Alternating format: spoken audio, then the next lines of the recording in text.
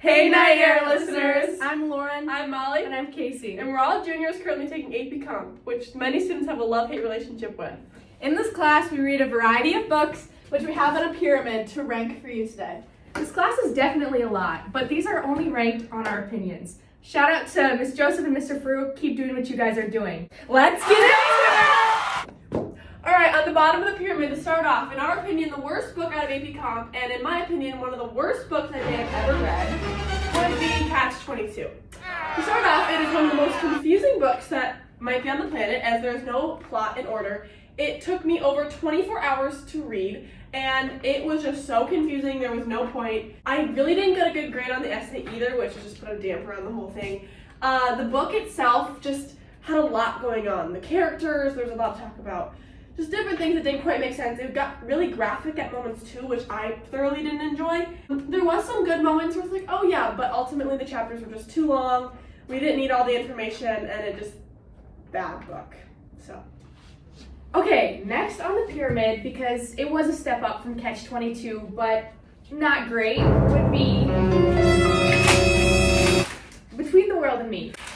This book was one of the first that we read, and it was definitely very controversial, and there were a lot of things said that, you know, some students found uncomfortable, and it was hard to read, which did actually add some interesting factor. Fun fact, this is banned in some states.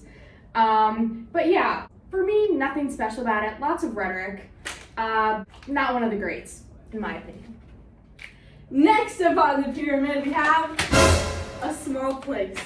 And this was our spring break book, which is not ideal to read over spring break, but it was pretty short and a manageable read. It was also about tourism, which was kind of ironic and fitting since most of us were in vacation spots and we were tourists ourselves. It was a little aggressive towards the reader, but it was overall pretty easy, and it was good, but it wasn't great.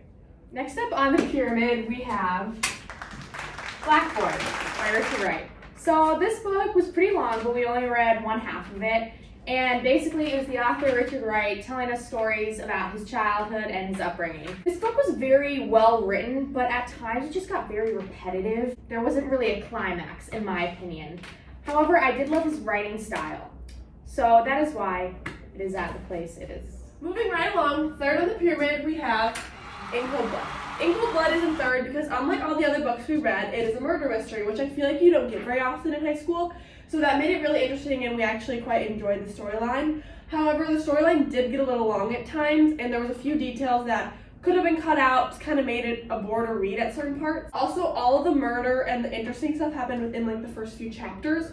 So then when you got to the end, while there was interesting, like, oh my gosh, I didn't believe that, it kind of just got a little boring. Also, the story, you definitely had to read it in order because it wouldn't make sense, and everything came together at the end, which you could either love or hate. The author did include a lot of different interviews and research that he did, so it showed time and dedication, but it also put a lot of his own opinions, so you didn't really get to decide if you liked the murder case or not and all that stuff. It's better than all the other books, but it wasn't the best we've read so far. All right, moving on to the final two. The suspense is killing. Who will it be?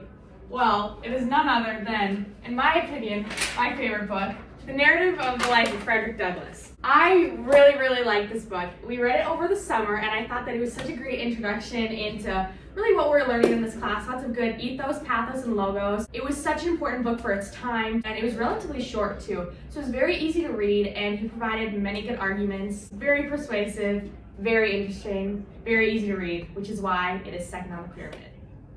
And on top of the pyramid, it is no other than The Great Gatsby, by far the best book that we've read this year. It is a lot of complex characters. There's a lot of plot twists, yet it's still easy to follow. And on top of it, we got to watch the movie, which was super interesting.